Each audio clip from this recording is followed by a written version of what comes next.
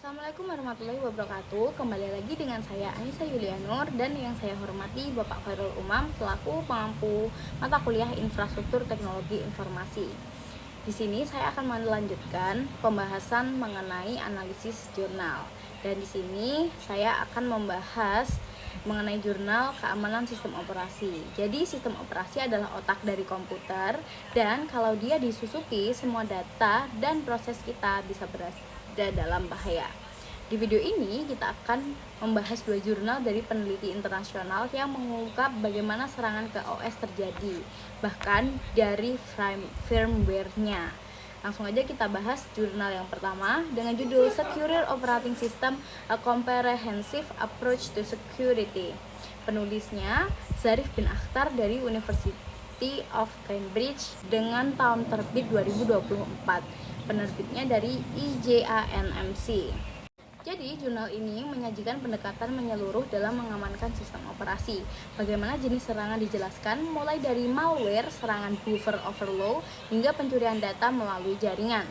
Solusi yang diajukan meliputi yang pertama, autentikasi dan otorisasi pengguna.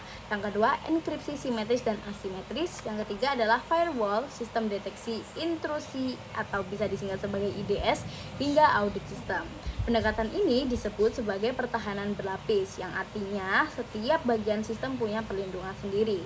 Kesimpulan dari jurnal yang pertama adalah sistem operasi adalah target utama serangan karena posisinya sebagai pengendali utama.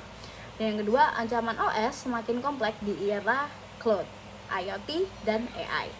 Dan yang ketiga, dibutuhkan pendekatan holistik dan berlapis mulai dari autentikasi, enkripsi, hingga awareness pengguna.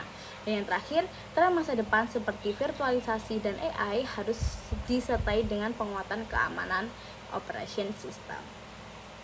Lanjut dengan jurnal yang kedua dengan judul Security Below the OS, A Security Analysis of UEFI. Penulis oleh Cerf dan kawan-kawan, Ben Gurion University and Auburn University. Dengan tahun terbit 2023, penerbitnya adalah ARXIV. Jadi jurnal ini membuka mata kita bahwa ancaman keamanan bisa muncul bahkan sebelum sistem operasi dijalankan. Yap, tepatnya di UEFI, firmware modern yang menggantikan BIOS. Peneliti menemukan bahwa malware seperti Black Lotus dan LoJack bisa menyusupi ke UEFI dan mengambil kontrol penuh sebelum OS aktif. Peneliti memetakan metode serangan, model ancaman berbasis Mitre ATT dan CK, dan menyarankan perlindungan seperti yang pertama, audit firmware dengan tool seperti ChipSec. Dan yang kedua, verifikasi tanda tangan digital. Dan yang ketiga adalah pemantauan perilaku dan autentikasi firmware. Jadi kesimpulannya, yang pertama adalah UEFI adalah titik lemah yang sering dilupakan pada serangannya sangat berbahaya. Dan yang kedua, kalau UEFI disusupi, semua keamanan OS akan sia-sia.